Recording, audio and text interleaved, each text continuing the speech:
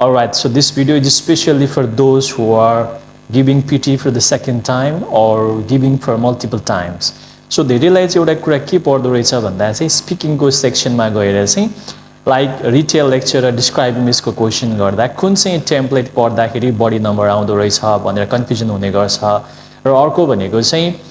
retail lecture र describe इमेजमा चाहिँ मेरो प्रिभियस एटेम्प्टमा पहिलो एक्जाममा चाहिँ कति नम्बर आयो त त्यो क्वेसनमा राम्रो नम्बर आयो कि आएन र यसलाई मैले फेरि ती लेभलमा तयारी गर्नुपर्छ कि इट्स फाइन न अरु क्वेसनमा तयारी गर्ने भनेर प्लान गर्न पनि प्रब्लम भएको चाहिँ देखिने गर्छ सो तपाईको लागि यही दुईटा कुराको सल्युसन लिएर म यो भिडियोमा चाहिँ प्रेजेन्ट भएको छु सो तपाईले आफ्नो प्रिभियस एटेम्प्टमा डिस्क्राइब इमेज र रिटेल लेक्चरमा चाहिँ कति स्कोर आयो त भनेर हेर्नको लागि जुन तपाई आफ्नो स्कोर कार्ड हेर्नुहुन्छ माई पीटी स्कोरमा गएर आफ्नो स्कोर हेर्दाखेरि जुन लास्टमा दिएको हुन्छ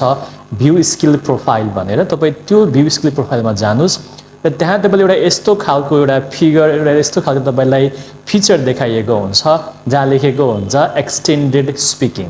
हो तपाई यो एक्सटेन्डेड स्पिकिङमा जुन तपाईको ग्राफ दिएको छ यो ग्राफ कस्तो छ त यो जुन 90 को ग्राफ हो यो ग्राफमा तपाईले 50% क्रस गर्नु भएको छ कि छैन कम्तिमा 60% क्रस गर्नु भएको छ कि छैन हो तपाई यो ग्राफको स्कोरलाई हेरेर सेकेन्ड एक्जामको लागि चाहिँ डिस्क्राइब इमेज र रिटेल लेक्चरलाई चाहिँ ती लेभलमा तयारी गर्नुपर्ने हुन्छ र अर्को कुरा भनेको चाहिँ डिस्क्राइब इमेज र रिटेल लेक्चर प्र्याक्टिस गर्दाखेरि कुन टेम्प्लेट्स प्रयोग गर्ने टेम्प्लेट्स कुन चाहिँ प्रयोग गर्ने कुन चाहिँ सर म्यामले दिएको टेम्प्लेट्स प्रयोग गर्ने कुन चाहिँ वेबसाइटको टेम्प्लेटलाई फलो गर्ने त भन्ने धेरैलाई इस्यु भइरहेको हुन्छ कन्फ्युजन पनि भइरहेको हुन्छ अब तपाईले यसलाई कसरी बुझ्नुपर्छ भन्दा there is not any templates which can assure your score कुनै पनि टेम्प्लेटले तपाईको नम्बर एस्योर चाहिँ गराउँदैन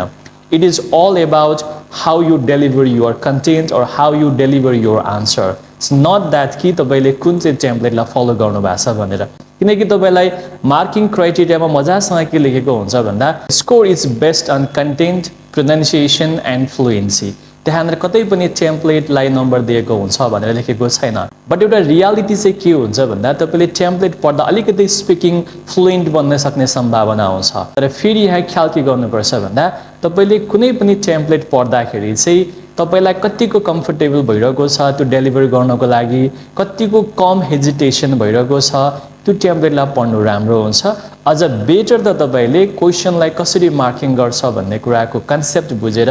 फर्म्याटहरु आफैले बनाउनु भयो टेम्प्लेट आफै रेडी गर्नु भयो भने त्यो भन्दा राम्रो अर्को केही हुनै सक्दैन तपाईले जुनसुकै टिचरले दिएको जुनसुकै वेबसाइटको टेम्प्लेटहरु पढ्दा पनि तपाईले राम्रोसँग स्पिकिङ गर्नुहुन्छ भने तपाईको नम्बर आउँछ तर यस्तो तपाईँ आफ्नो स्पिकिङलाई राम्रो गराउनु भएको छैन प्रोनाउन्सिएसन राम्रो छैन